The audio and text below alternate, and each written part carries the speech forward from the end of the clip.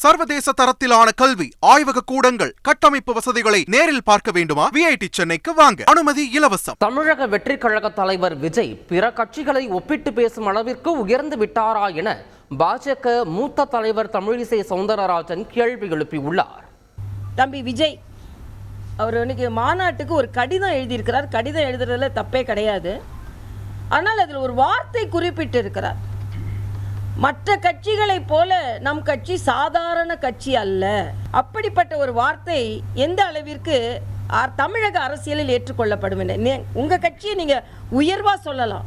ஆனால் மற்ற கட்சிகளை சாதாரண கட்சி என்று சொல்லும் அளவிற்கு எந்த அளவிற்கு உயர்ந்து விட்டீர்கள் என்று எனக்கு தெரியவில்லை. அதனால் அரசியல் கட்சி தலைவர்கள் என்று இருக்கும் பொழுது மற்ற தலைவர்களையும் மதிக்க வேண்டும், மற்ற கட்சிகளையும் மதிக்க வேண்டும். திராவிட முன்னேற்ற கழகத்தை பின்பற்றுகிறார்கள்.